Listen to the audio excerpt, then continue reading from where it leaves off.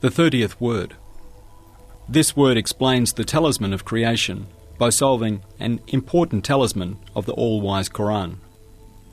It is an explanation of ene and zere, to the extent of an elif and a point. Footnotes. Ene, the Turkish for I or ego. To avoid confusion with other interpretations, ene has been translated throughout as the I and inaniyet as I-ness. Zere, the Turkish for a mote, atom or particle. Elif, the first letter of the Arabic alphabet consisting of a vertical stroke. Point, the equivalent of the dot in English, also indicating a small quantity. It consists of two aims. The first of these concerns the nature and result of human eye, and the second the motion and duties of minute particles. First aim. Bismillahirrahmanirrahim. İnna aradna al-emanata ala as-samawati wal-ardi wal-jibali fe-ebeyna en yahmilnaha ve eşfaqna minha ve hamalaha al-insan. İnnehu kana zaluman jahula. In the name of Allah, the Merciful, the Compassionate. We did indeed offer the trust to the heavens and the earth and the mountains, but they refused to undertake it, being afraid thereof. But man assumed it. Indeed, he is most unjust, most foolish. We shall indicate a single jewel from the great treasure of this verse as follows. The eye is one component, one aspect of the numerous aspects of the trust, from the bearing of which the sky, earth, and mountains shrank, and of which they were frightened, indeed, from the time of Adam until now. The eye has been the seed of a terrible tree of Zakum, and at the same time of a luminous tree of Tuba, which shoot out branches around the world of mankind.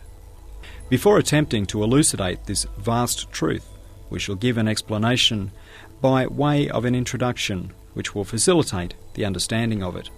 Just as the I is the key to the divine names, which are hidden treasuries, so is it the key to the locked talisman of creation. It is a problem-solving riddle, a wondrous talisman. When its nature is known, both the I itself, that strange riddle, that amazing talisman, is disclosed, and it discloses the talisman of the universe and the treasures of the necessary world. We have discussed this problem as follows in my Arabic treatise, Sheme, Intimations. The key to the world is in the hand of man and is attached to his self. For while being apparently open, the doors of the universe are in fact closed. Allah Almighty has given to man by way of a trust such a key called the eye, that it opens all the doors of the world. He has given him an enigmatic eye, with which he may discover the hidden treasures of the Creator of the universe.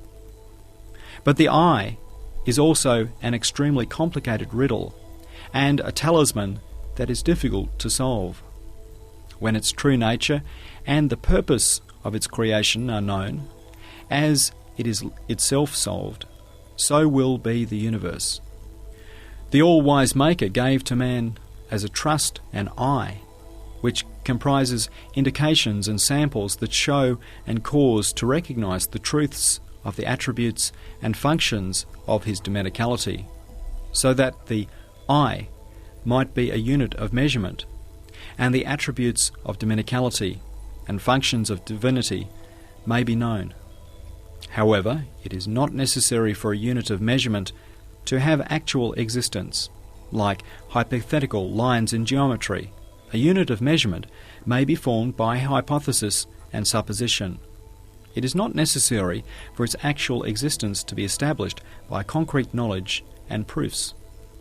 Question: why is knowledge of the attributes and names of Allah Almighty connected to the I? The answer: since an absolute and all-encompassing thing has no limits or end, Neither may a shape be given to it, nor a form be conferred on it, nor may it be determined. What its quiddity is may not be comprehended. For example, an endless light without darkness may not be known or perceived. But if a line of real or imaginary darkness is drawn, then it becomes known. Thus, since Allah Almighty's attributes like knowledge and power, and names like all-wise and all-compassionate are all-encompassing, limitless and without like, they may not be determined, and what they are may not be known or perceived. Therefore, since they do not have limits or an actual end, it is necessary to draw a hypothetical and imaginary limit. The eye does this. It imagines in itself a fictitious dominicality, ownership, power and knowledge. It draws a line. By doing this, it places an imaginary limit on the all-encompassing attributes, saying, up to here, mine, after that, his. It makes a division. With the tiny units of measurement in itself, it slowly understands the true nature of the attributes. For example, with its imagined dominicality over what it owns, the eye may understand the dominicality of its creator over contingent creation. And with its apparent ownership, it may understand the true ownership of its creator, saying, like I am the owner of this house, so too is the creator the owner of the universe. And with its partial knowledge, it may understand his knowledge, and with its small amount of acquired art, it may understand the originative art of the glorious Maker.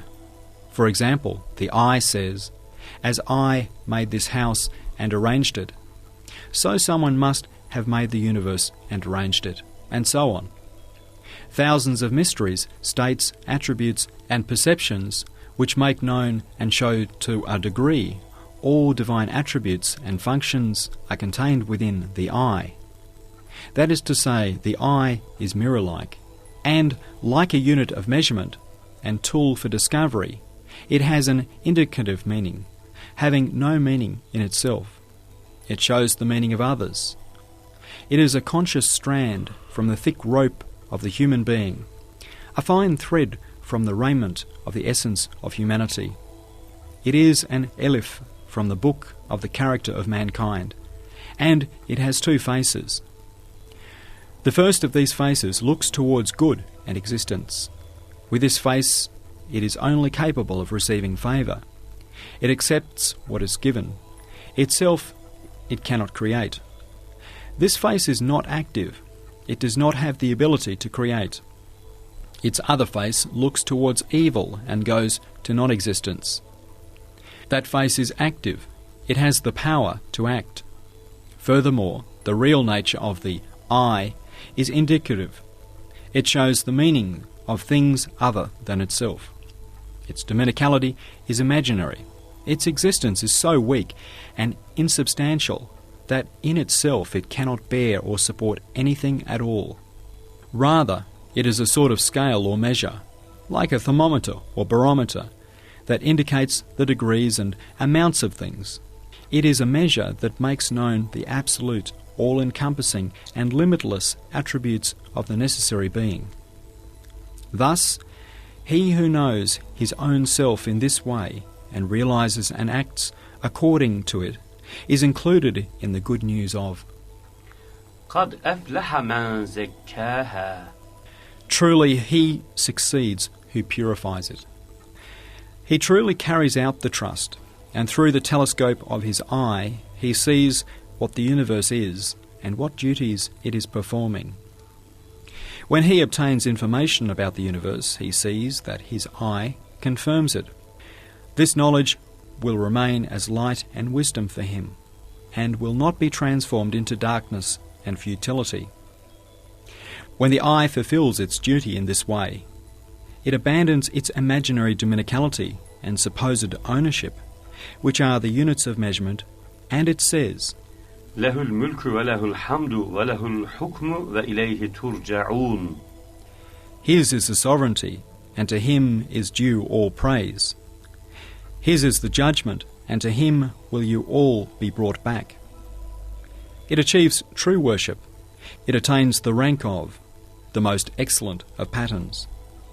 But if forgetting the wisdom of its creation and abandoning the duty of its nature, the eye views itself solely in the light of its nominal and apparent meaning, if it believes that it owns itself, then it betrays the trust, and it comes under the category of وَقَدْ خَابَ مَنْ دَسَّاهَا. And he fails who corrupts it. It was of this aspect of the trust, therefore, which gives rise to all ascribing of partners to Allah, evil and misguidance. And the heavens, earth and mountains were terrified. They were frightened of associating hypothetical partners with Allah. Indeed, if the eye is not known for what it is, an insubstantial elif, and thread a hypothetical line, it may burden in concealment under the ground, gradually swelling. It will permeate all parts of a human being. Like a gigantic dragon, it will swallow up the human being. That entire person, with all his faculties, will, quite simply, become pure I. Then too the I-ness of the human race gives strength to the individual I-ness by means of human racialism and national racialism, and the I gaining support from the I-ness of the human race, contests the commands of the glorious Maker, like Satan. Then using itself as a yardstick, it compares everyone, everything, even with itself. It divides Allah Almighty's sovereignty between them and other causes.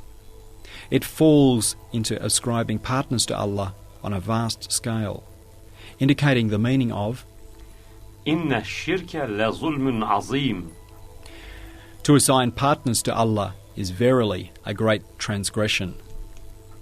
It is just like a man who steals a brass coin from the public treasury. He can only justify his action by agreeing to take a silver coin for each of his friends who is present.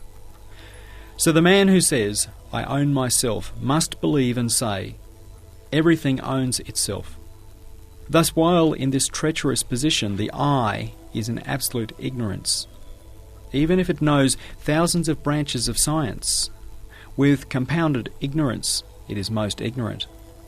For when its senses and thoughts yield the lights of knowledge of the universe, those lights are extinguished because such an I does not find any material within itself with which to confirm, illuminate and perpetuate them.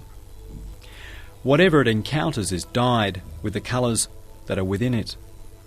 Even if it encounters pure wisdom, the wisdom takes the form within that I of absolute futility. For the colour of an I, that is, in this condition, is atheism and ascribing partners to Allah. It is denial of Allah Almighty. If the whole universe is full of shining signs, a dark point in the eye hides them from view as though being extinguished. The nature of man and the I within his nature have been explained clearly and in detail in the 11th word as indicating something other than themselves. They are shown to be a most sensitive scale, an accurate measure, an encompassing index and perfect map, a comprehensive mirror, and a fitting calendar and diary for the universe. Since we consider the explanation in that word to be sufficient, and it may be referred to, we curtail and conclude the introduction here. If you have understood the introduction, consider this. In the world of humanity, from the time of Adam up till now, two great currents, two lines of thought, have always been and will so continue. Like two mighty trees, they have spread out their branches in all directions, and in every class of humanity. One of them is the line of prophethood and religion, the other the line of philosophy in its various forms. Whenever those two lines have been in agreement and united, that is to say, if the line of philosophy, having joined the line of religion, has been obedient and of service to it, the world of humanity has experienced a brilliant happiness and social life. Whereas, when they have become separated, goodness and light have been drawn to the side of the line of prophethood, and religion, and evil and misguidance to the side of the line of philosophy. Now let us find the origin and foundations of those two lines. The line of philosophy that does not obey the line of religion, taking the form of the tree of Zakkum, scatters the darkness of ascribing partners to Allah and misguidance on all sides. In the branch of power of intellect even, it produces the fruit of atheism, materialism, and naturalism for the consumption of the human intellect. And in the realm of power of passion, it pours the tyrannies of Nimrod, Pharaoh, and Shaddad on mankind. Footnote: it was the swamp of naturalist philosophy that gave birth to idols and established goddesses in the heads of the ancient Greeks, that nourished and nurtured Nimrods and Pharaohs. It was again the same naturalist philosophy that produced the philosophies of ancient Egypt and Babylon, which either reached the degree of magic, or since they were represented by the elite, were considered to be magic by the people generally. More certainly, if man does not perceive the light of Allah Almighty because of the veil of nature, he will attribute divinity to everything and will thus cause himself nothing but trouble.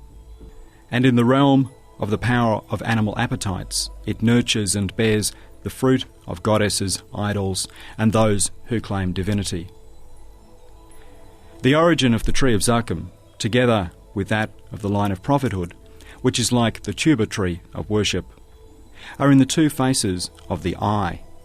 The blessed branches of the line of prophethood in the garden of the globe of the earth are the following. In the branch of the power of intellect, it has nurtured the fruits of the prophets, the messengers, and the saints.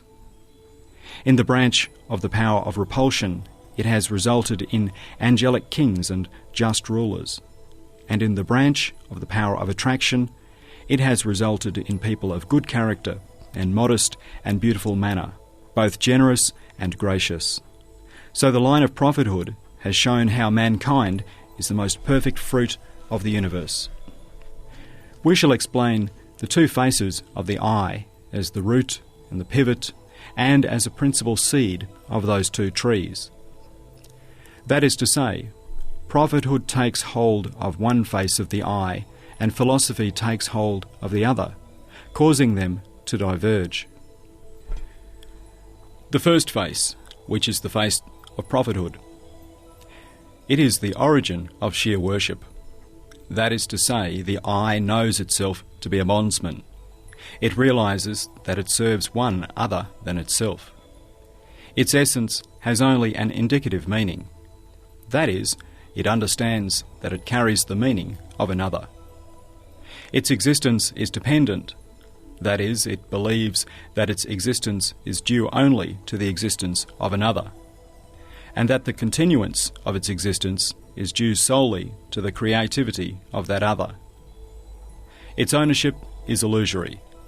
That is, it knows that with the permission of its owner, it has an apparent and temporary ownership. Its reality is shadow-like. That is, a contingent and insignificant shadow that displays the manifestation of a true and necessary reality. As to its function, being a measure and balance for the attributes and functions of its creator, it is a conscious service. It is in this way that the prophets, and the pure ones and saints who were from the line of the prophets, regarded the eye. They saw it in this regard and understood the truth. They handed over the sovereignty to the Lord of all sovereignty, and concluded that that Lord of all glory has no partner or like, neither in his sovereignty, nor in his dominicality, nor in his divinity. He has no need of assistant or deputy. The key to all things is in his hand. He has absolute power over all things. They also concluded that causes are but an apparent veil. Nature is the set of rules of his creation, a collection of his laws, and the way in which he demonstrates his power. Thus this shining, luminous, beautiful face is like a living and meaningful seed, out of which the glorious Creator has created a tuber tree of worship. the blessed branches of which have adorned with luminous fruits all parts of the world of humanity. By scattering the darkness of all the past, it shows that that long past time is not a place of non-existence and a vast graveyard as philosophy would have it, but is a radiant garden and a place of light for the luminous souls who have departed this world, who have cast off their heavy loads and remain free.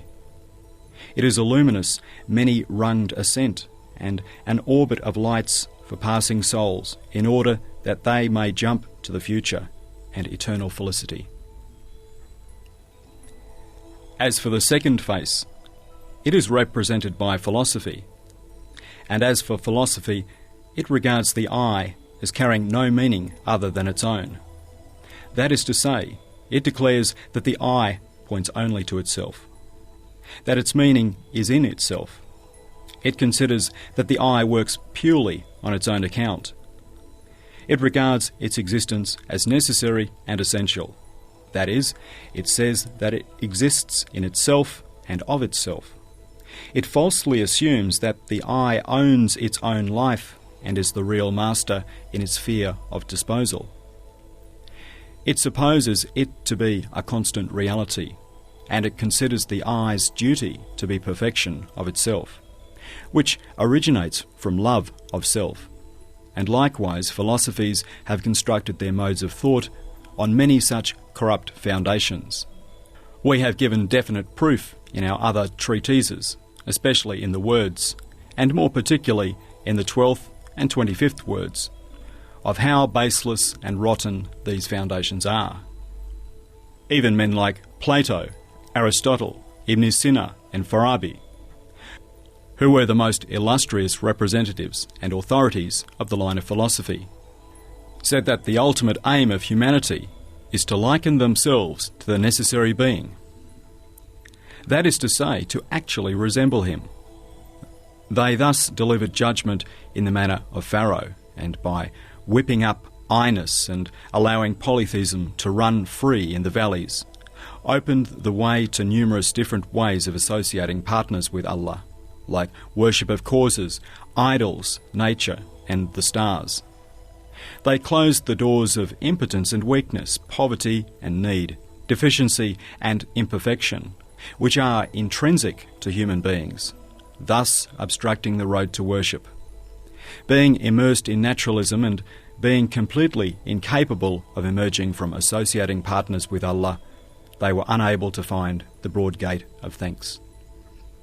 On the other hand, the line of prophethood considered, in the manner of a worshipper, that the aim of humanity and duty of human beings is to be moulded by Allah-given ethics and good character, and by knowing their impotence to seek refuge with divine power, by seeing their weakness to rely on divine strength, by realizing their poverty to trust in divine mercy, by perceiving their need to seek help from divine riches, by seeing their faults to ask for pardon through divine forgiveness, and by realizing their deficiency to be glorifiers of divine perfection.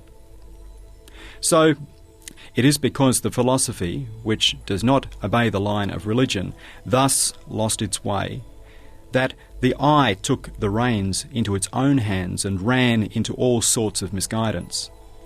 And out of that eye, that was in this position, a tree of Zakkum sprang forth and engulfed more than half of mankind.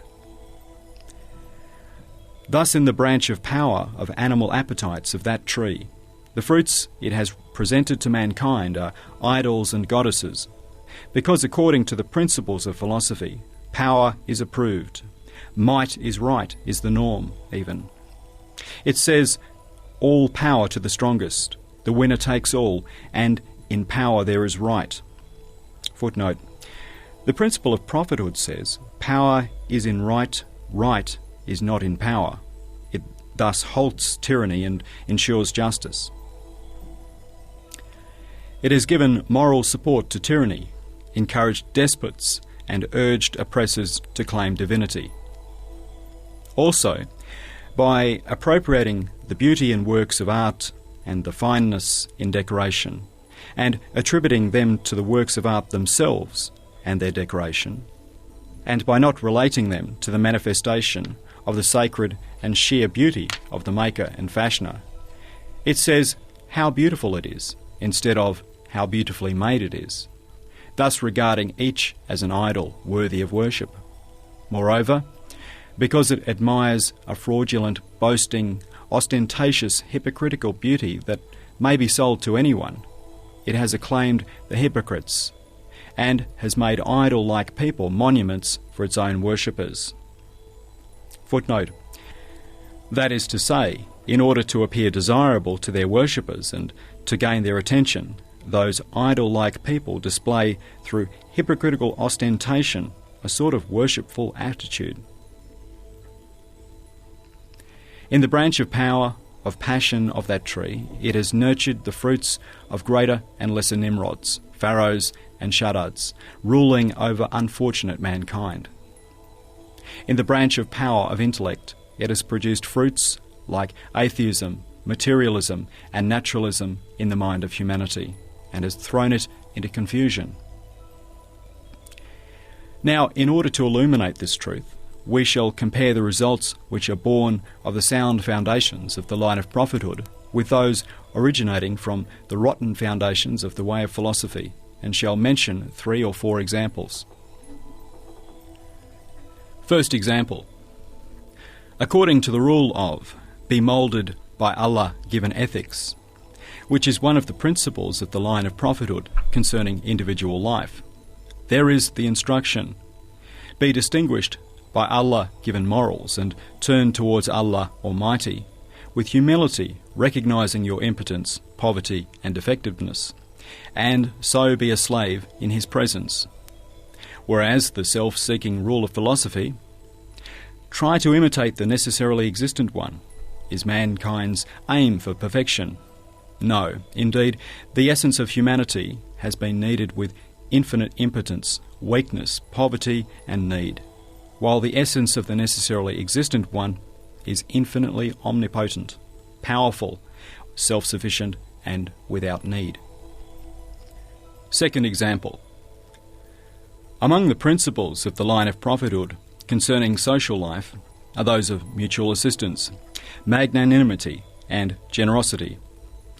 These have been harnessed for the help and assistance of all things from the sun and moon, down to even plants, for the assistance of animals, for example, and the help of animals for human beings, and even that of particles of food for the cells of the body.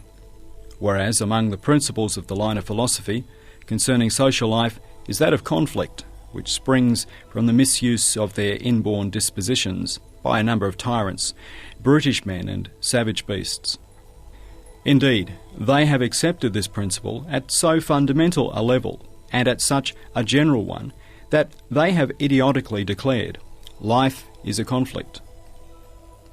Third example: one of the valuable results and exalted principles of the line of prophethood concerning divine unity is الواحد لا يصدر إلا عن الواحد.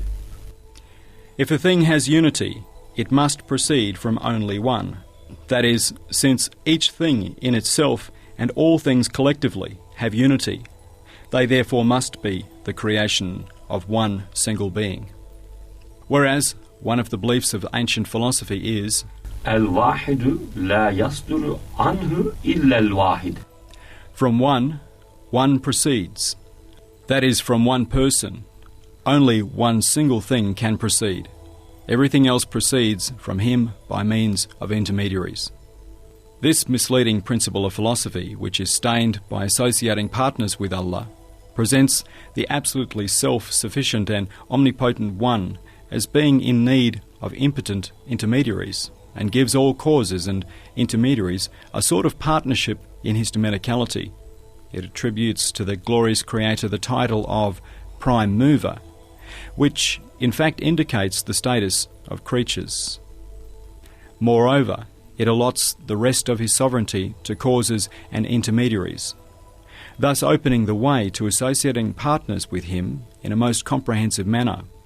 If the Illuminists, Ishraqium, who were preeminent philosophers, uttered nonsense like this, you can imagine how much more absurd will be. Fourth example. According to the meaning of وَإِن مِّن شَيْءٍ إِلَّا يُسَبِّحُ بِحَمْدِهِ, there is nothing but extols his limitless glory and praise, which is one of the wise principles of prophethood. If the purpose and wisdom of everything, in particular every living being, has one aspect which looks to the being itself, then the purposes which concern its maker and the instances of wisdom which look to its creator must be myriad. Each thing, a single fruit, for example, has as much wisdom and as many purposes as all the fruits of a tree. This principle, which is pure truth, results from the joining of one of the forms of philosophy with the line of prophethood, whereas the nonsensical principles of a deceiving philosophy that has not joined this line says, the purpose of every living being looks to itself or is connected with benefits for mankind, thus considering in it an extremely senseless futility and attaching a purpose, a tiny fruit, to a tree as huge as a mountain. Because this truth has been explained to some extent in the 10th truth of the 10th word, and some parts have been mentioned in the treatise called Lemiat, Gleams, we have cut it short here. However, you can extend these 4 examples to thousands. It is because of these rotten foundations and disastrous results of philosophy that geniuses from among the Muslim philosophers like Ibn Sina and Farabi were charmed by its apparent glitter and were deceived into taking this way, and thus attained only the rank of an ordinary believer. Hujjat-ul-Islam al-Ghazali did not accord them that rank even. Also the foremost of the Mu'tazilites, who were among the most learned scholars of Islamic theology, being fascinated by the apparent glamour of the way of philosophy and being closely involved with it, assumed intellect to be self-sufficient. Because of this, they could attain only the rank of deviating novice believers. Moreover, because those famous literary figures of Islam, like Ebul el-Allah el-Ma'ari, who was renowned for his pessimism, and Umar Khayyam, who was characterized by his pitiful weeping, took pleasure at the line of philosophies caressing their evil-commanding souls. They received contemptuous and condemnatory rebuffs and restraining and chastening slaps from the people of truth and perfection, who said, "You are being insolent, you are approaching heresy, and you are disseminating heresy." A further result of the rotten foundations of the line of philosophy is that, although the I has in itself an essence as insubstantial as air, because the inauspicious attitude of philosophy regards it as relating only to itself, it is as if the vapour-like I becomes liquid, and then, because of its familiarity and preoccupation with materialism, it hardens. Next, through neglect and denial, that I-ness freezes. Then, through the rebelliousness, it becomes opaque, losing its transparency. Then it gradually becomes denser and envelops its owner.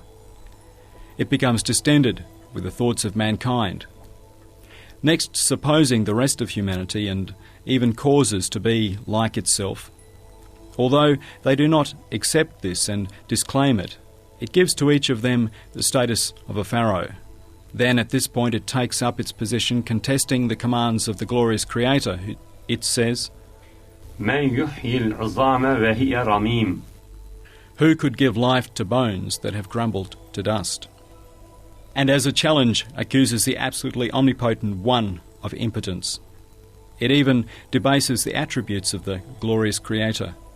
It either rejects or denies or distorts what does not suit its interests and does not please its Pharaoh-like, evil-commanding soul. One group of philosophers, by calling Almighty Allah self-necessitating, denied Him choice. They rejected the endless testimony of all creation, which proves that He has choice. Glory be to Allah.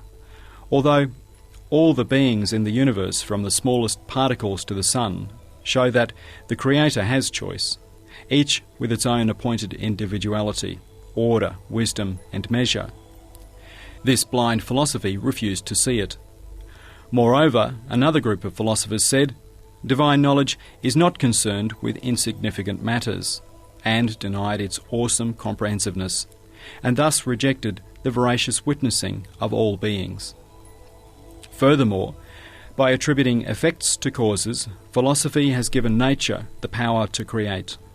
As has been definitely proved in the 22nd word, since philosophy does not see the evidence stamp on everything as signifying the creator of all things, and assumes nature to be the originator, which is impotent, inanimate, unconscious and blind, and whose apparent power is in the hands of chance and force, which are also blind, it attributes to nature certain beings, each of which expresses thousands of instances of exalted wisdom, and is like a missive from the eternally besought one. In addition, the philosophers did not find the door to resurrection and the hereafter, which, as is proved in the 10th word, Allah Almighty with all His names, and the universe with all its truths, and the line of prophethood with all its verifications, and the revealed books with all their verses demonstrate. They therefore denied the resurrection and ascribed pre-eternity to souls. You can deduce from these superstitions what their views on other matters would be. Indeed, the powers of evil have raised up the minds of aesthetic philosophers as though with the beaks and talons of their eyes, and dropped them in the valleys of misguidance. Thus, in the microcosm, the eye is the idol, like those in the macrocosm, such as nature. فَمَنْ يَكْفُرْ بِالطَّاغُوتِ وَيُؤْمِنْ بِاللَّهِ فَقَدْ اسْتَمْسَكَ بِالْعُرْوَةِ الْوُثْقَى لَا انْفِصَامَ لَهَا وَاللَّهُ سَمِيعٌ عَلِيمٌ. Hence, he who rejects idols and believes in Allah has indeed taken hold of a support most unfailing, which shall never give way, for Allah is all-hearing, all-knowing. It is appropriate to mention here the meaning of a fictitious event that I described in semi-verse in Lemiat as an imaginary journey, which will illuminate the aforementioned truth.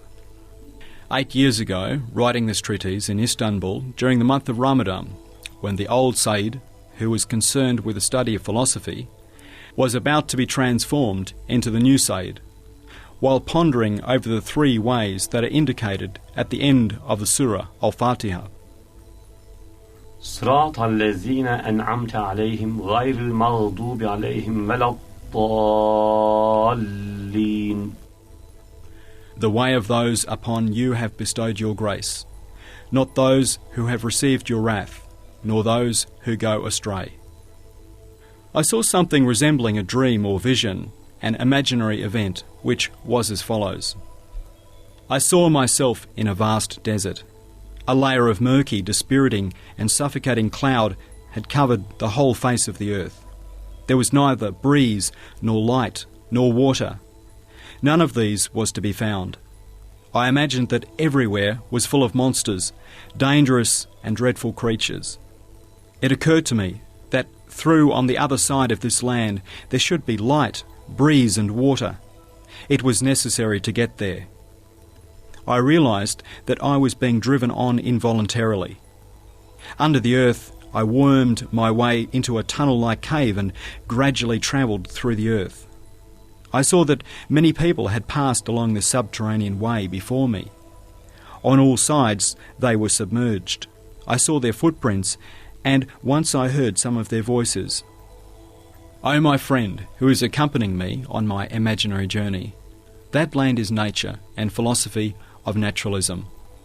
And the tunnel is the way that the philosophers have opened up with their thought in order to reach the truth. The footprints I saw were those of famous philosophers like Plato and Aristotle, and the voices I heard those of geniuses like Ibn Sina and Farabi. Footnote: if you say, who do you think are to challenge these famous philosophers? You are like a mere fly, and yet you meddle in the flight of eagles. I would reply, while having a pre-eternal teacher like the Quran in matters concerning truth and the knowledge of Allah, I do not have to attach as much value as that of a fly's wing to those eagles, who are the students of misguided philosophy and deluded intellect. However inferior I am to them, their teacher is 1,000 times more inferior than mine. With the help of my teacher, whatever caused them to become submerged did not so much as dampen my toes. An insignificant private who acts in accordance with the laws and commands of a great king is able to achieve more than a great field marshal of an insignificant king. Indeed, I saw in various books some of the things Ibn Sina had said and some of his principles, but he had become stuck. He could go no further. He was submerged before reaching the truth. Anyhow, in order to save you from anxiety, I showed you a small part of truth. Now I return to my journey. Gradually I realized that I had been given two things to use. One was a torch. It would scatter the darkness of that subterranean nature. The other was a device which, by smashing mighty boulders and huge rocks, would open up a way for me. I was told, "This torch and device has been given to you from the treasury of the Quran." So I carried on for a long time in this way. Then suddenly I realized that I had come out on the other side. I saw a world where everywhere there was rejoicing, bright sunshine in a most beautiful springtime and an invigorating breeze, and delicious life-giving water. I said, Alhamdulillah. All praise be to Allah. Then I realized that I did not own myself. Someone was testing me. As in the first part of the journey, I found myself in that vast desert under the suffocating cloud. And though now on another way, still someone was driving me on. This time it was not under the earth. I was making this long journey on the face of the earth in order to reach the other side. I saw things in this part of my journey so strange and curious they cannot be described. The sea was raging, storms threatened me. Everything caused difficulties for me. But once again, with the means of travel that had been given to me from the Quran, I overcame them and passed on. On the way I saw that there were many corpses of travellers everywhere. Those who had completed the journey were 1 in 1,000. At any rate, having been saved from the cloud, I had reached the other side of the earth and had come out in full view of the dazzling sun. Breathing in the invigorating breeze, I declared, Alhamdulillah. All praise be to Allah. I started looking round that heaven-like world. Then I saw that there was someone who would not let me stay there. In an instant he took me to that vast desert as though to show me another way. There I saw different sorts of things, some like aeroplanes, some like cars, some like hoists, which had descended exactly like lifts. Whoever, according to his power and capacity, jumped onto them was taken up. I too jumped onto one of them, and in a trice it took me up above the cloud. I came out among the most beautiful green and spectacular mountain tops. The layer of cloud came no more than halfway up the mountains. Everywhere was the gentlest of breezes, the most delicious water, and the softest of lights. I saw that on all sides were these lift-like allegorical vehicles, even though I had seen them in the first 2 parts of my journey, and on the other face of the earth. I had not understood what they were. Now I realized that they were manifestations of the verses of the all-wise Quran. Thus, the first way, which is indicated by وَلَا الضَّالِّينَ, nor those who go astray, is that of those who are submerged in the nature and those who are followers of philosophy of naturalism. You have seen in this first way how many difficulties there are in passing to the truth and to the light. The second way, which is indicated by غَيْرِ الْمَغْضُوبِ, nor those who have received your wrath, is that of those who worship causes and those who give the power to create and effect to intermediaries, like the peripatetic philosophers, These try to open the way to the ultimate truth and knowledge of the necessarily existent one by means of the intellect and reason alone. As for the third way, which is indicated by الذين أنعمت عليهم, those upon whom you have bestowed your grace, this luminous highway is a brilliant way revealed and bestowed by the most merciful one. It is the shortest, the easiest. Second aim. The second aim points out a single gem from the treasure of the following verse and concerns the transformation of minute particles. بسم الله الرحمن الرحيم. وقال الذين كفروا لا تأتينا الساعة قل بلى وربي لتأتينكم عالم الغيب لا يعزب عنه مثقال ذرة في السماوات ولا في الأرض ولا أصغر من ذلك ولا أكبر إلا في كتاب مبين. In the name of Allah, the Merciful, the Compassionate. And yet, the unbelievers assert, never will the hour come upon us. Say, nay, but most surely by my Sustainer it will come upon you, by Him who knows the unseen, from whom is not hidden the least little atom in the heavens or on the earth. Nor is there anything less than that, or greater, but it is in the clear book. This second aim points out a mere atom's weight from the great treasure of this verse, that is, some jewels from the caskets that are particles, and it discusses, to some small degree, their motion and duty. It consists of an introduction and 3 points. Introduction. The transformation of particles are the vibrations and wanderings that occur while the signs of creation are being written in the book of the universe by the pen of power of the pre-eternal inscriber. They are not games of chance and jumble meaningless motion like the materialists and naturalists fancy. For like all beings, every particle says, in the name of Allah, at the start of its motion, and it raises loads infinitely exceeding its strength. For example, a seed the size of a grain of wheat shoulders a load the size of a huge pine tree, and on completion of its duty it says, all praise be to Allah. For by exhibiting an art that is beautiful and full of purpose, and a decoration that is fine and full of benefits, which astound all minds, it displays a work of art like an ode in praise of the glorious Maker. Look carefully at pomegranates and ears of corn, for example. Indeed, the transformation of particles are the motion and meaningful vibrations that proceed according to the dictation and principles of the clear record, which is a title of divine knowledge and command, and is the arrangement of the past origin and future progeny of everything in the world of the unseen. They proceed by means of transcription from the clear book, which is a title for divine power and will, and is formed of present time and the manifest world, and consists of the free disposal of that power and will in the creation of things. Thus, this motion and meaningful vibration proceed from the writing and drawing of the words of power in the tablet of effacement and reaffirmation, which is a metaphorical page and the reality of the stream of time. Footnote. This footnote is an explanation of the long sentence here, a paragraph, defining the transformations of minute particles, which is the subject of the second aim.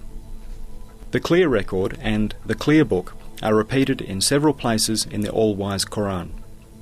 One group of commentators on the Quran maintained that they are the same, while others stated that they are different from one another.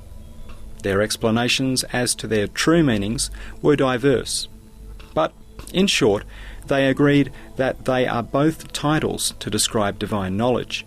However, through the effulgence of the Quran, I came to the conclusion that the clear record, which looks more to the world of the unseen than to the manifest world, was a title for one aspect of Allah's knowledge and His command.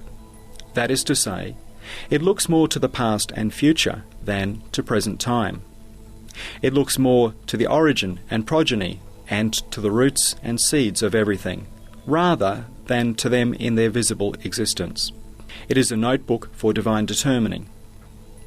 The existence of this notebook has been proved in the 26th word and also in the footnote of the 10th word. Yes, this clear record is a sort of title for the knowledge and commands of Allah. That is to say, the origins, sources and roots from which things are brought into existence with perfect order and art show that they must be arranged in accordance with a notebook of the principles of divine knowledge. And because the results, progeny and seeds of things contain the indexes and programs of beings which will come into existence subsequently, they indicate that they must be a small register of divine commands. For example, a seed may be seen as the program and index that will give form to the structure of the whole tree, and furthermore, as the tiny embodiment of the commands that cause the tree to come into existence and determine its programs and indexes. In short, the clear record is like an index and program of the tree of creation, which spreads its branches through every part of the past and future, and of the world of the unseen. In this sense, the clear record is a notebook and register of the principles of divine determining. Through the dictation and requirement of those principles, particles are employed in their duties and motion in things, as those things come into existence. As for the clear book, it looks more to the manifest world than to the world of the unseen. That is to say, it looks more to the present time than to the past and the future. It is a title, a notebook, a book of the will and power of Allah, rather than of His knowledge and commands. If the clear record is the notebook for divine determining, the clear book is the notebook for divine power. That is to say, the fact that everything in its existence, essence, attributes and functions displays perfect art and order, proves that it has been given existence through the laws of an effective will and the principles of a flawless power. And, as well as it specified an individual form, everything has been given an appointed measure and particular shape. Therefore, the power and will have a universal and comprehensive register of laws, a great ledger according to which the particular form and substance of everything is cut out, sewn and clothed. The existence of this ledger, like the clear record, has been proved among the questions of divine determining and man's will in the 26th word. Just look at the stupidity of the people of neglect, misguidance and philosophy. They have perceived that preserved tablet of creative power and manifestation, reflection, and demonstration in things of that perspicaciously written book of dominical wisdom and will, and yet, Allah forbid, by naming it nature, they have made it completely meaningless, whereas by means of the dictation of the clear record, that is, through the decree and instruction of divine determining, divine power is creating the chain of beings, each link of which is a sign in the creation of things. It is causing the motion of particles. It is writing on the metaphorical page of time, which is called the tablet of effacement and reaffirmation. Thus, the motion of particles is the vibration and motion from the writing and transcription, which occurs while beings pass from the world of the unseen to the manifest world, as they pass from knowledge to power. And as for the tablet of effacement and reaffirmation, it is a slate for writing and erasing, an ever-changing notebook of the supreme preserved tablet, which is fixed and constant. It is its notebook in the sphere of contingency, where all things are unceasing manifestations of life and death, existence and ephemerality. And this is the reality of time, indeed what we call time, which is a mighty river flowing in creation, has a reality like everything else. Its reality is like the ink and the page of the writing of power in the tablet of effacement and reaffirmation. لا يعلم الغيب إلا الله. None knows the unseen save Allah. The first point discusses two matters.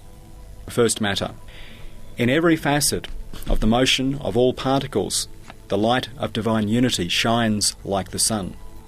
For as is proved briefly in the first indication of the 10th word, and in detail in the 22nd word, if every particle is not an official of Allah, acting with His permission and under His authority, and if it is not undergoing change within His knowledge and power, then every particle must have infinite knowledge and limitless power.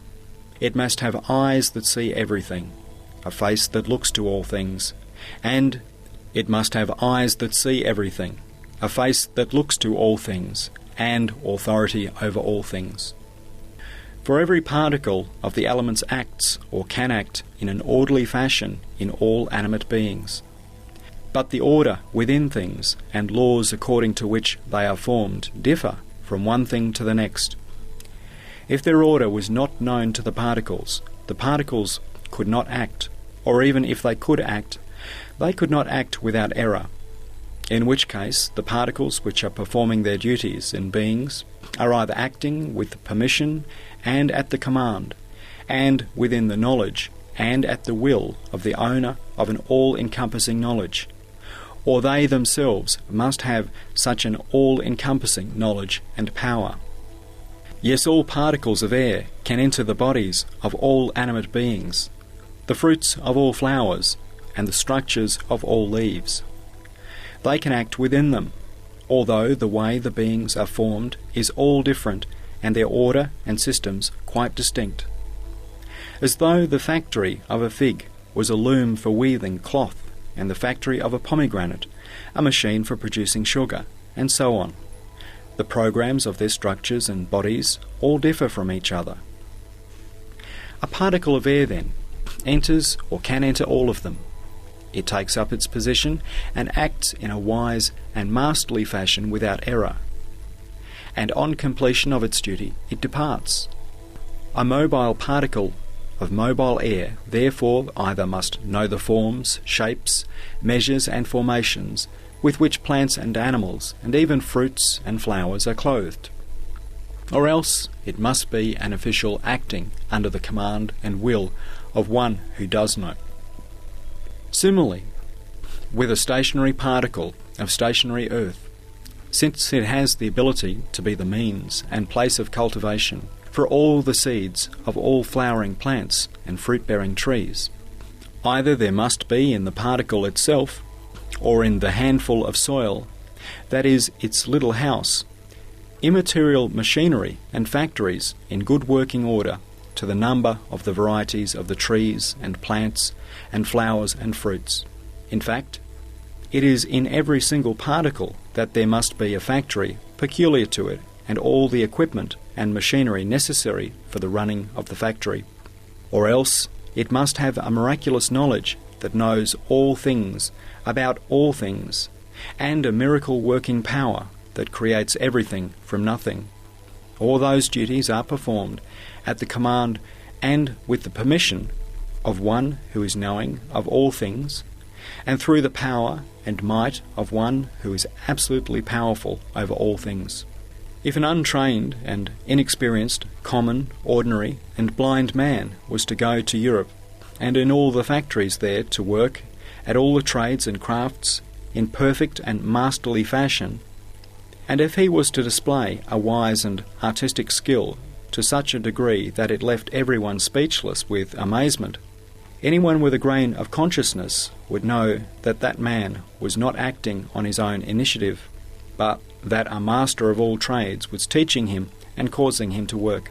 And if there was a blind and impotent man who lived in a simple little house and was unable even to rise from his place, and if even small fragments of stone and bits and pieces of material like bone and cotton were to enter his little house, and then sacks of sugar, bales of cloth, crates of jewellery, finely made clothes encrusted with jewels, and delicious foods were to emerge, would anyone with a grain of intelligence not say, that man is a wretched doorkeeper, or merely a latch on the door of the factory of a wondrous miracle-working being, which is the source of his miracles?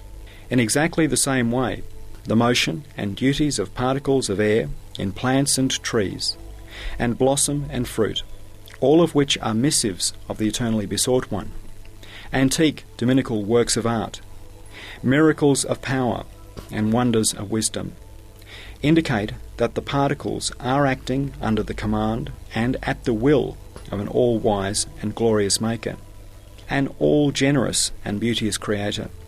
Particles of earth also, since they are the source and means for the shoots and plants produced by seeds, each of which is a different factory and workbench, a different printing press, treasury, and antique, a different manifesto proclaiming the glorious Maker's names and ode hymning his perfections. It is as definite as 2 + 2 equaling 4 that the particles of earth are acting at the command, with the permission and through the will and power of an all-glorious Maker who is Lord of the command of Kün feyekün, be, and it is, and to whose command everything is subjugated. In this we believe. The second matter indicates briefly the duties and instances of wisdom in the motion of particles. The materialists, whose use of their reasons is limited to what is immediately apparent to them, have in their nonsensical philosophies, which are based on foundations of futility, taken the transformations of particles, which they regard as the results of coincidence, as the fundamental basis of all their principles, and shown that the divine works and creatures result from those transformations. Anyone with a grain of intelligence would know how contrary to reason is their attributing creatures adorned with infinite instances of wisdom to something based on purposeless, meaningless coincidence, which is quite without order. Whereas, from the point of view of the wisdom of the all-wise Quran, the transformations of particles have many purposes and duties, and demonstrate many instances of wisdom. The Quran points to these duties and instances of wisdom with many of its verses, such as وَإِن مِّن شَيْءٍ إِلَّا يُسَبِّحُ بِحَمْدِهِ, and there is nothing but extols his limitless glory and praise. We shall mention several of these by way of examples. The first, renewing and refreshing the manifestations of his act of creation. The necessarily existent one takes all spirits as models, and in order to every year clothe them in fresh bodies through miracles of his power, and through his wisdom to transcribe thousands and thousands of different books from every book, and to demonstrate single truths in constantly differing forms, and also to prepare the ground and make way for the beings, worlds and universes which follow on one after the other, group by group. The glorious Creator causes particles to move and employs them through his power. The second, the glorious Lord of all dominion created this world, and especially the field of the face of the earth, in the form of a cultivated property. That is to say, he prepared it in such a way that it would flourish and produce ever fresh crops, and he might sow and reap the numberless miracles of his power. Thus, by causing the motion of particles with wisdom and employing them in an orderly fashion in his field of the earth, he displays every age, every season, every month, indeed every day and every hour, endless beings through miracles of his power, each of which is a cosmos, and causes his field to produce constantly differing crops. He demonstrates through the motion of particles gifts from the infinite treasury of his mercy, and samples of his endless power. The third, the pre-eternal inscriber, caused the motion of particles with perfect wisdom, and employed them with perfect order, so that through displaying the embroideries of the endless manifestations of the divine names, he might exhibit the endless embroideries in a limited field, and set forth the manifestations of the names, and he might write the infinite signs, which will point to infinite meanings on a small page. Yes, in essence, this year's crops are like those of last year, but their meanings are different. Since the relative determinations are changed, their meanings change and increase. And although the relative determinations and transient embodiments are replaced and are apparently ephemeral, Their beautiful meanings are preserved and are constant and permanent, since the leaves, flowers and fruits of last spring's tree do not have spirits. In reality, they are the same as those of this spring, but the relative embodiments differ, and the relative embodiments of this spring replace those of last spring with different embodiments, in order to set forth the meanings of the functions.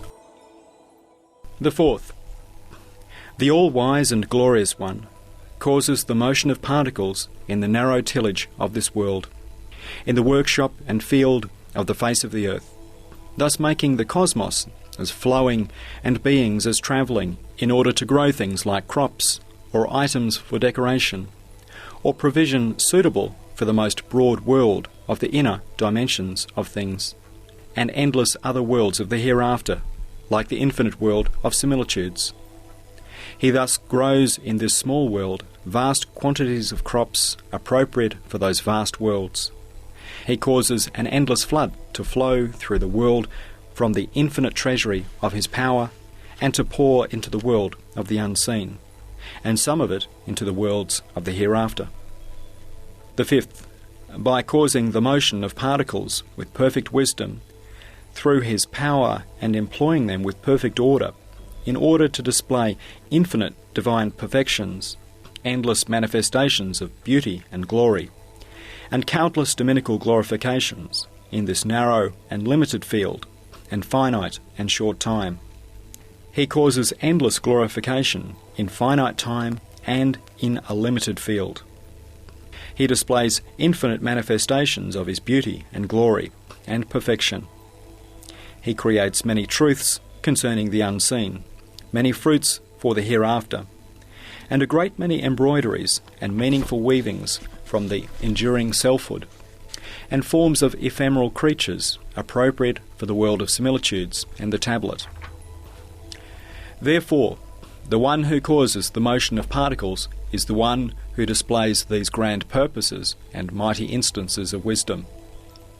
If it was otherwise, there would have to be a brain as huge as the sun in every particle. Those brainless philosophers suppose to be purposeless the transformation of particles which occur with wisdom, not limited to the 5 above examples, but with infinite wisdom. They fancy the particles which revolve like Mevlevi dervishes, glorifying Allah and reciting His names, in 2 ecstatic movements, one turning on their own axes, the other describing circles to be reeling around as though stunned and aimless. It may be understood from this, then, that their knowledge is not knowledge, it is ignorance, and their philosophy futility. A 6th and lengthy example will be discussed in the 3rd point.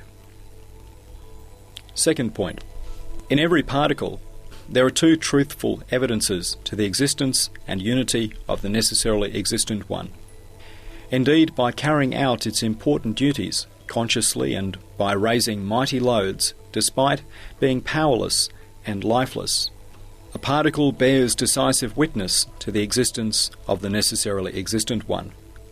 And by conforming to the universal order peculiar to each place it enters, and by settling anywhere as though it was its homeland, it testifies to the unity of the necessarily existent one, and to the oneness of that being who is the owner of all things, with their apparent faces and their inner aspects which look to him. That is to say, whoever owns the particle must also own all the places it enters. Thus, since its loads are extremely heavy and its duties endless, the particle demonstrates that it is mobile and acting at the command of one possessing absolute power, and in his name. And the fact that it conforms as though knowingly to the universal order of the cosmos, and enters each place without obstacle, shows that it acts through the power and wisdom of a single being possessing absolute knowledge. A private soldier has relations with his squad, his company, his battalion, his regiment, and his division, and so on, and has duties in connection with each. Since he knows all those relations and duties, he will act in conformity with them. For having received training and instruction under military discipline, he complies with the rules and regulations of a single supreme commander, who commands all those sections. In the same way, all particles are suitably placed within compounds, and with every facet of the compounds have different beneficial relations and different well-regulated duties that yield wise results that are all different. It is therefore surely only one in the grasp of whose power is the whole universe, who can place the particles in such a way as to preserve all their relations with and duties in all the facets of the compounds and not spoil the wise results.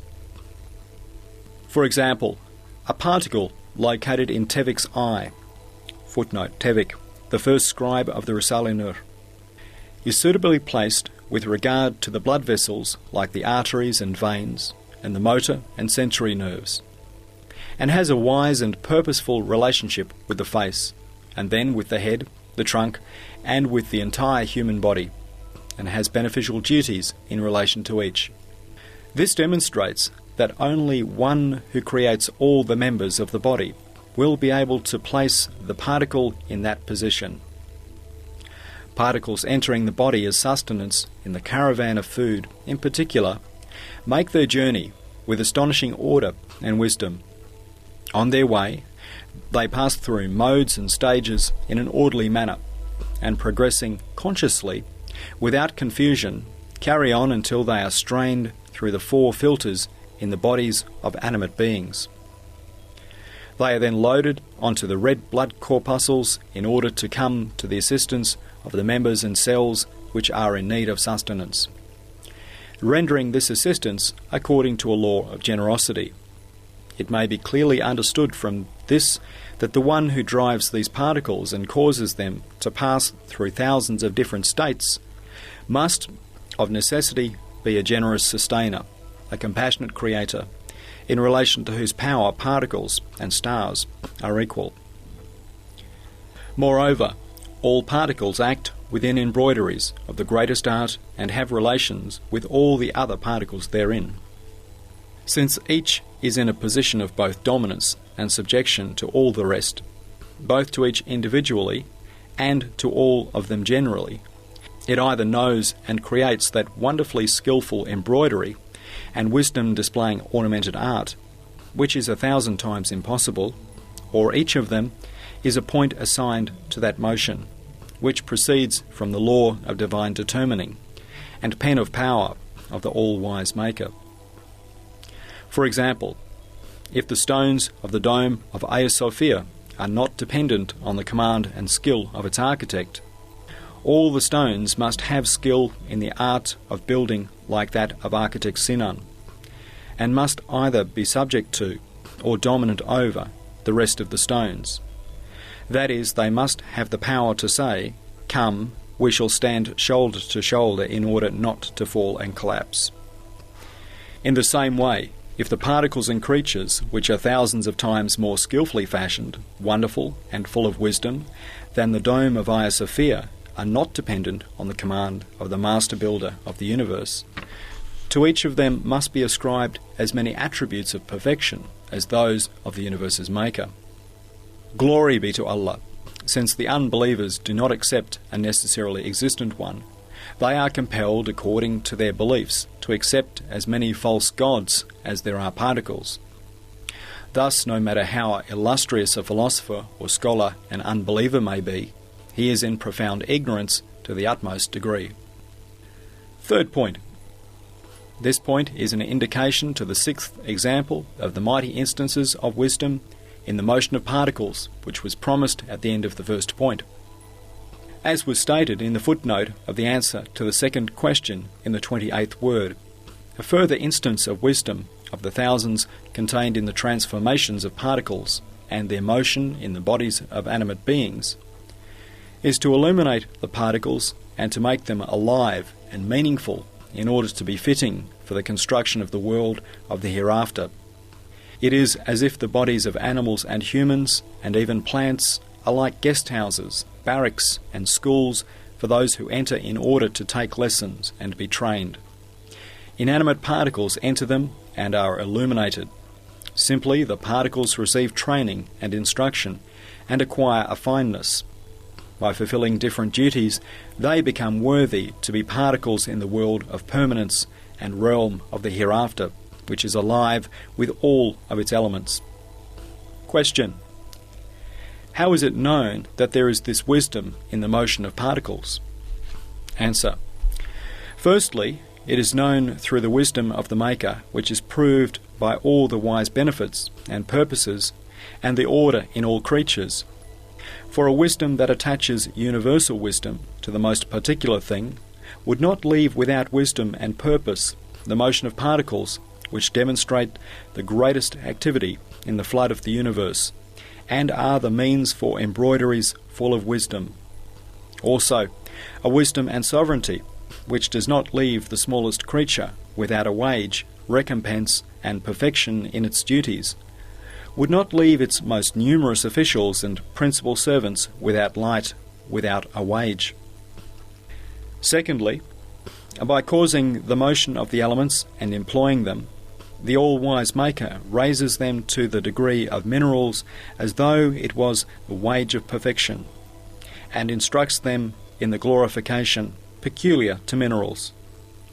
And through causing the motion of minerals and employing them, he confers on them the rank of the degree of vegetable life. And by presenting vegetable life in the form of sustenance, he grants it, through its motion and employment, the degree of fineness of animal life. And through employing the particles in animals, he raises them by way of being sustenance to the degree of human life. And by purifying the particles in a human body through repeated filtering and by favouring them, he promotes them to the most delicate and subtle places, which are the brain and the heart. From all this it may be understood that the motion of particles is not without wisdom, but that the particles are made to hasten to a sort of perfection worthy of themselves. Thirdly, among the particles in animate beings, some, like those in pips and seeds, receive such a light, fineness and quality that they are like a spirit or a king to the rest of the particles, to a huge tree, for example. Thus, since among all the particles of a huge tree, some rise to this rank through fulfilling their delicate duties and passing through the many stages in the life of the tree, it demonstrates that through the command of the all-wise Maker, these particles receive a fineness, light, rank, and instruction on account of and in honour of the divine names manifested on them in accordance with the sorts of motion that are the functions of their natures, and in honour of them. To conclude, since the all-wise Maker has specified for everything a suitable point of perfection and an appropriate level of the effulgence of existence, by giving everything a disposition that will strive to reach that point of perfection, he drives them towards it. Footnote: the sentence answering this since and that at the beginning of the following 6 paragraphs is on page 581. This law of dominicality is in force in all plants and animals, as it is in inanimate beings, in which it promotes plain earth to the rank of diamonds and to the level of priceless jewels. Within this truth, the tip of a mighty law of dominicality is apparent. And since the all-generous Creator bestows as payment to the animals he employs in the mighty law of generation a particular pleasure as a sort of wage, and he gives a wage of perfection to the animals employed in other dominical functions, like bees and nightingales, for example, he confers on them a level whereat they feel eagerness and receive pleasure. And within this, the tip of a mighty law of generosity is apparent. And since the reality of everything looks to the manifestation of one of Allah Almighty's names, and is bound to it, and is a mirror to it, whatever beauty is apparent in each, it is due to the name requires it to be thus. Whether or not the thing is aware of it, in the view of reality, the beauty is demanded. And from this truth, the tip of a most mighty law of beauty and making beautiful is apparent. And since, as is necessitated by his law of generosity, when the life of a thing ends.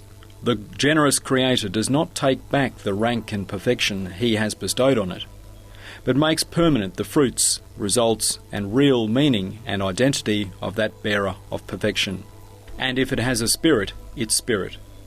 For example, He makes permanent the meanings and fruits of the perfections He has made manifest on man in this world. He will even return to a thankful believer the embodiment of the thanks and praise for the transient fruits that he has eaten in the form of a fruit of paradise. And in this truth, the tip of a mighty law of mercy is apparent. And since the peerless Creator wastes nothing, He does nothing in vain. He even utilises in the creatures of springtime the material debris of those of the previous autumn, who having accomplished their duties have died, including them in their construction, for sure according to the meaning of يَوْمَ تُبَدَّلُ الْأَرْضُ غَيْرَ الْأَرْضِ, on the day the earth will be changed into another earth, and the indication of وَإِنَّ الدَّارَ الْآخِرَةَ لَهِيَ الْحَيَوَانِ, but indeed the life of the hereafter, that is the true life. It is indeed a requirement of wisdom that the particles of the earth, which are inanimate and unconscious, yet perform important duties in this world, should be utilised and included in some of the constructions of the hereafter, the stones, the trees, and all things of which will most certainly be animate and conscious. For to leave in the world the particles of the world, when it has been destroyed, or to cast them into non-existence, would be wasteful. And from this truth, the tip of a truly mighty law of wisdom is apparent.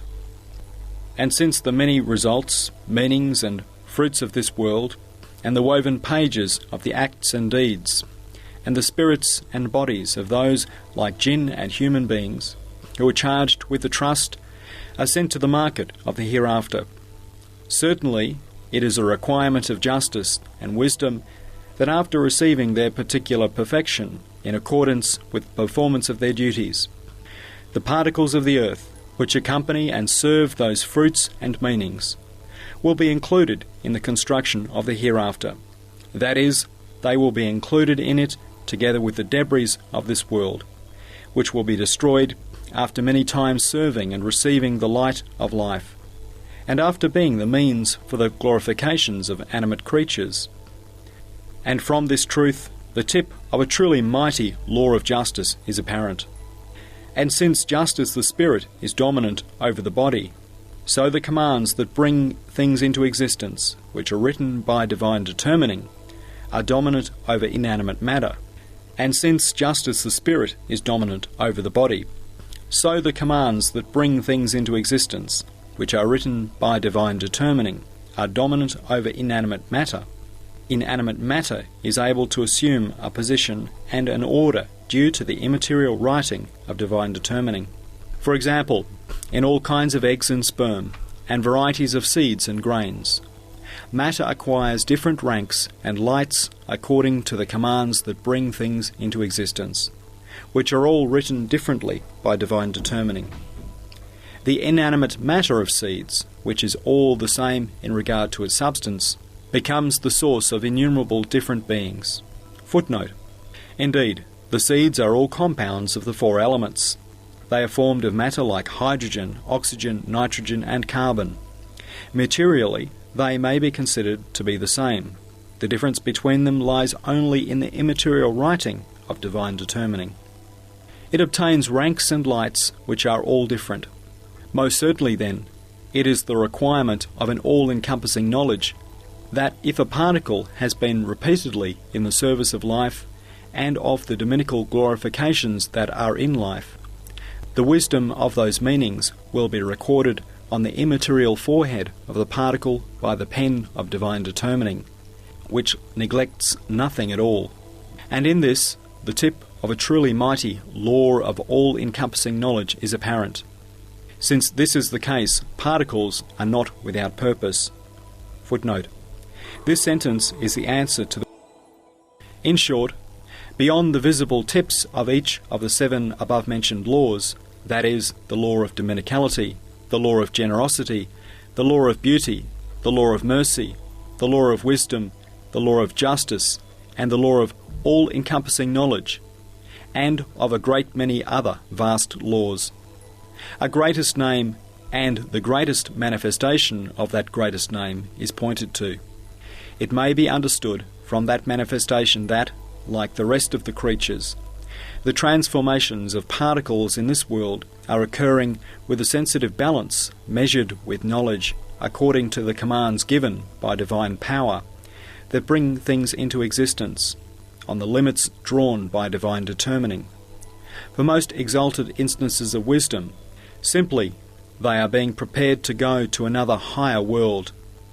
Footnote: For as may be observed, the light of life is kindled and scattered most freely in this turbid and lowly world with an activity that is extremely extensive, and a fresh light of life is illumined widely, even in insignificant material and rotten substances, and that dense and insignificant matter is refined and polished with the light of life.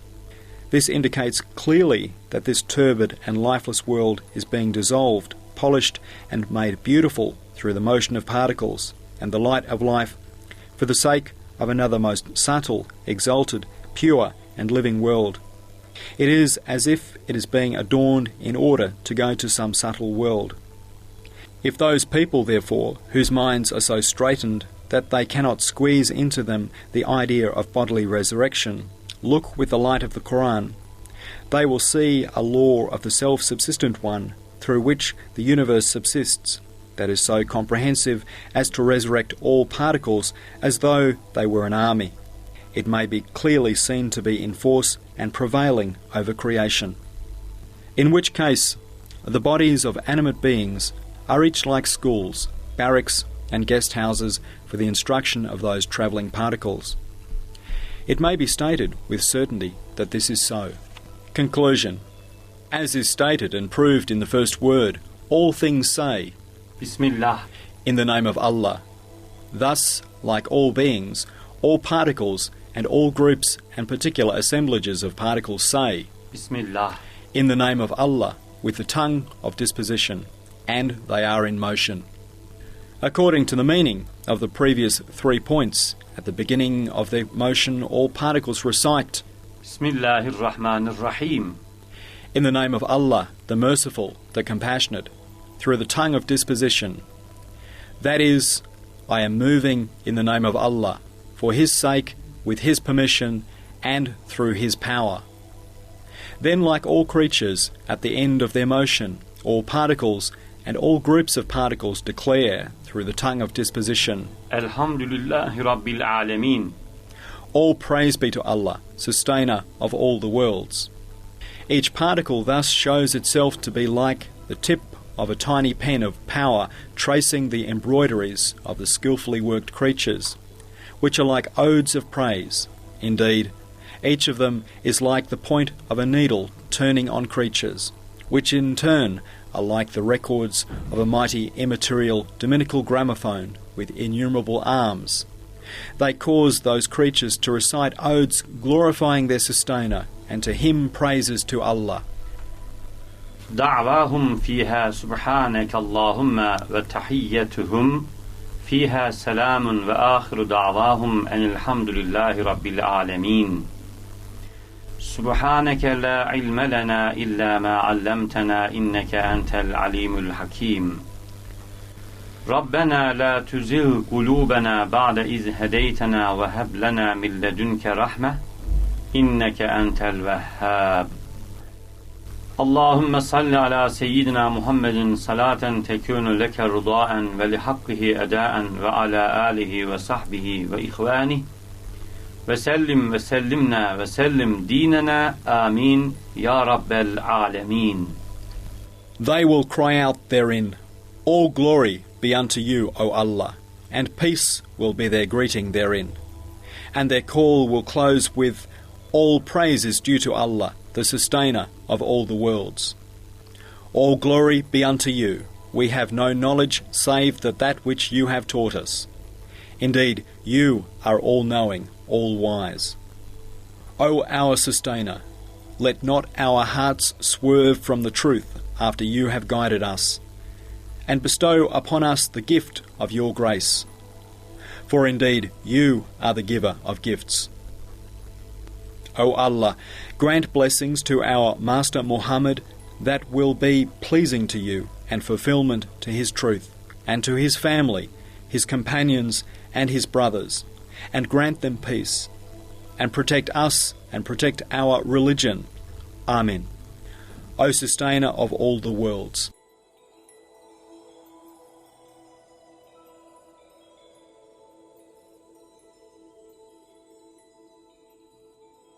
The 31st word, on the ascension of the Prophet Muhammad, peace and blessings be upon him. Note, the ascension is a question that results from the essentials and pillars of belief, and follows on after them, a light that draws strength from the lights of the pillars of belief. For sure, the ascension cannot be proved independently to irreligious atheists who do not accept the pillars of belief, because it cannot be discussed with those who neither know Allah, nor recognise the Prophet, nor accept the angels, and who deny the existence of the heavens. Firstly, those pillars must be proved. Since this is the case, we shall address the discussion to a believer, who, since he considers it unlikely, has misgivings about the ascension, and we shall explain it to him. However, from time to time we shall take into account the atheist, who is in the position of a listener, and shall set forth the matter to him. Some flashes of truth of the ascension have been mentioned in others of the other words.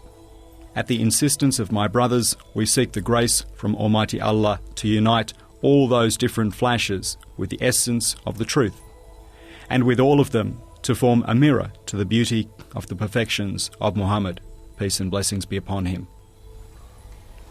Bismillahirrahmanirrahim. Subhanellezi esra bi'abdihi leylen minel mescidil harami ilel mescidil aqsallezi barakna havlehu linuriyehu min ayatina innehu huves semi'ul basir.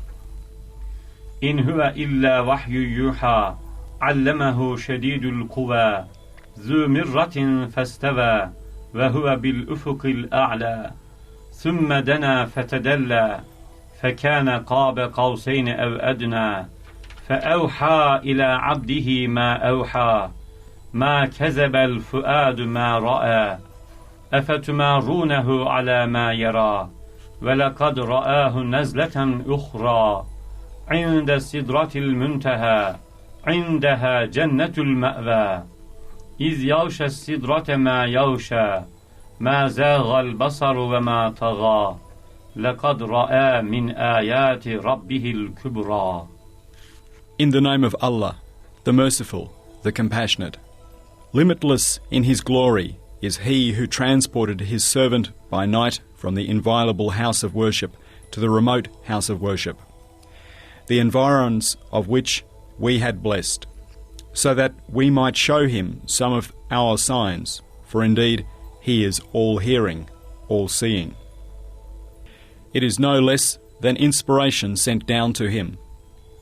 He was taught by the One mighty in power, endued with wisdom, for He appeared in stately form, while He was in the horizon's loftiest part. Then He approached and came closer, and was at a distance of but 2 bow lengths, or even nearer. And thus did Allah reveal unto His servant whatever He revealed. The servant's heart in no way falsified what it saw. Will you then dispute with him as to what he saw? For indeed he saw him at a second descent, near the lote tree of the farthest limit. Near it is the garden of abode. Behold, the lote tree was shrouded in mystery unspeakable. His eye did not waver, nor yet did it stray. Truly did he see some of the most profound of his sustainers' signs. Since it is related to our question here, I shall expound 2 allusions based on principles of the science of rhetoric contained in the pronomial phrase innehu, for indeed he, which is part of the vast treasury of the first sublime verse mentioned above. It was also explained in the treatise about the Quran's miraculousness. after mentioning the journey of Allah's most noble beloved, upon whom be the best of blessings and most perfect peace, from the mosques at Mecca to the mosque in Jerusalem, which was the beginning of his ascension. The all-wise Quran says, إِنَّهُ هُوَ السَّمِيعُ الْبَصِيرُ. He is all-hearing, all-seeing. This phrase, together with a pronoun in the phrase, إِنَّهُ, for indeed he, which alludes to the furthest point of the ascension indicated to by the verses of Surah An-Najm, refers either to Almighty Allah or to the Prophet, peace and blessings be upon him. If it refers to the Prophet, peace and blessings be upon him, the rule of rhetoric and the relationship in the sequence of the words states the following. There is, within this particular journey, a general one and a universal ascent, during which the Prophet, peace and blessings be upon him, heard and saw the dominical signs and wonders of divine art, which his eyes and ears happened upon within the universal degrees of the divine names, as far as the lot tree of the farthest limit, and the distance of 2 bow lengths. It indicates that his insignificant and particular journey was like the key to a journey that is both universal and an exhibition of marvels. If the pronoun refers to Almighty Allah, it is thus: in order to invite one of his servants on a journey to his presence and to entrust him with a duty. After sending him from the mosque in Mecca to that in Jerusalem, which is where the prophets gather, and causing him to meet with them and demonstrating that he was the sole heir of the principles of the religions of all the prophets. He took him on a journey through both the external face of the world of existence and the face that looks to its creator, as far as the lot tree of the farthest limit and the distance of 2 bow lengths. Certainly, he was a servant and the journey was a particular ascension. But he had been accorded a trust that was connected to the whole universe and had been given a light that would change the colour of the universe. Moreover, since he had with him the key to open the door leading to eternal happiness, Allah Almighty bestowed on him the attribute of seeing and hearing all things, so that he might demonstrate the world-embracing comprehensive wisdom of the trust, light and key. Wisdom and purposes which encompassed the whole universe and embraced all creatures. This profound truth contains 4 principles. The first, why was the ascension necessary? The second, what was the reality of the ascension? The third, what was the wisdom and purpose of the ascension? The fourth, what are the fruits and benefits of the ascension? First principle, the reason for the ascension's necessity. It is said, for example, that Almighty Allah is أقرب إليه من حبل الوريد, closer to him than his jugular vein. He is closer to everything than anything else. He is free of and beyond corporeality and space. However, all the saints are able to converse with him in their hearts. So why was the saint Muhammad, peace and blessings be upon him, successful in holding an inward conversation with Allah that any saint may do in his heart, only after and as a result of a long journey like the ascension? The answer: we shall make this profound mystery easier to understand by means of 2 comparisons. Consider these 2 comparisons from the 12th word, which are about the mystery of the Quran's miraculousness and the mystery of the ascension. First comparison. A king has 2 sorts of interviewing, conversation and discussion, at his disposal, and 2 modes of address and favour. The first is to converse with a common subject about a particular matter and special needs by means of a private telephone. The second, under the title of august sovereignty, in the name of supreme kingship, with the dignity of universal rule, and with the aim of publishing and promulgating his commands, is to converse and speak through an envoy connected to those matters, or by means of a high official related to those commands. It is also to speak through an illustrious edict that proclaims His Majesty. Thus, وَلِلَّهِ الْمَثَلُ الْأَعْلَى. And Allah's is the highest similitude.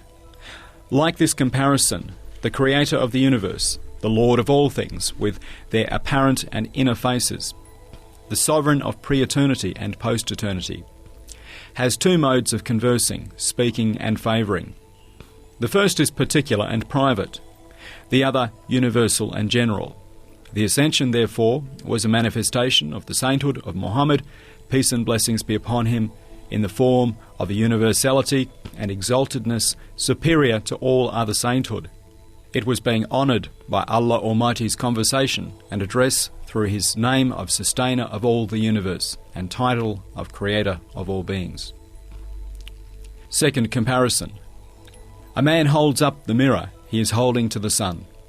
According to its capacity, the mirror receives light, which contains the 7 colours from the sun, and a reflection. The man becomes connected with the sun and converses with it in relation to these. If he directs the luminous mirror towards his dark house or his tiny private garden, which is covered by a roof, he cannot benefit in relation to the sun's value, but only in accordance with the capacity of the mirror. A second man, however, puts down the mirror, faces the sun directly, and sees its majesty and understands its grandeur. Then he climbs a very high mountain, sees the brilliance of the sun's broad dominion, and converses with it in person and without veil. Then he returns and makes large windows in his house and in the roof over his garden, and opens up ways to the sun in the sky, and speaks and converses with constant light of the actual sun. And he is able to speak to it gratefully as follows: O amiable sun, who is the beauty of the world and pet of the skies, who gilds the face of the earth with its light and makes it and the faces of all the flowers smile. You have heated and illuminated my little house and garden in the same way that you have illuminated the whole world and warmed the face of the earth. The first man with the mirror, however, cannot say that, for the sun's reflection and traces are limited and restricted by the mirror, and are in accordance with the restriction. Thus, the manifestation of the single and eternally besought one, the pre-eternal Son and post-eternal Sovereign, appears in the human essence in two forms, which comprise innumerable degrees. The first is a manifestation through a dominical relationship which is extended to the mirror of the heart. Through it everyone may receive the particular and universal manifestation of the pre-eternal Son's light, discourse and conversation in relation to his capacity, and in the relation to the manifestation of the divine names and attributes in his traversing the degrees in his spiritual journeying. The degrees of sainthood, which proceed under the shadow of most of the names and attributes, arise from this sort. The second, since man possesses comprehensiveness and is the most enlightened fruit of the tree of the universe, and since he is able to display at once in the mirror of his spirit all the divine names manifested in the universe, Almighty Allah displayed through the manifestation of his essence and at the greatest level of the most beautiful names in the member of the human race who reflected them most comprehensively, the greatest manifestation of those names. This display and manifestation is the inner meaning of the ascension of Muhammad, peace and blessings be upon him, by which his sainthood became the source of his messengership. Sainthood proceeds through the shadow and resembles the first man in the second comparison. While in messengership there is no shadow, it looks directly to the oneness of the all-glorious one and resembles the second man in the second comparison. As for the ascension, since it was the greatest wonder of Muhammad's peace and blessings be upon him sainthood, and also its highest degree, it was transformed into the degree of messengership. The inner face of the ascension was sainthood. It went from creation to creator. While its apparent face was messengership, it came from creator to creation. Sainthood is spiritual journeying in the levels close to Allah. It needs a certain amount of time and many degrees must be traversed. While messengership, whose light is greatest, looks to the mystery of uncovering divine immediacy, for which the passing instant is sufficient. It was for this reason that it is said in the Hadith, "He went and returned in an instant." Now we say to the atheist, who is in the position of listener, since the universe resembles a most orderly country, magnificent city, and adorned palace, it surely must have a ruler, owner, and builder. And since there is such a magnificent, all-glorious owner, all-perfect ruler, and all-beauteous maker, and since there was a human being whose view was universal, and who demonstrated a relationship with the entire world, country, city, and palace, and was connected to all of them through his senses and faculties of perception, certainly the magnificent Maker would have an elevated relationship to the fullest degree with that human being, whose view was universal and consciousness comprehensive, and would favour him with an exalted and sacred address. Among those who manifested this relationship from the time of Adam, peace be upon him, up to now, Muhammad the Arabian, peace and blessings be upon him, demonstrated it at the very fullest degree according to the testimony of his achievements. That is, his having taken half of the globe and a fifth of mankind under this direction and control, having transformed and illuminated the spiritual shape of the universe. This being so, the ascension, which comprised the very fullest degree of that relationship, is most worthy and suitable for him.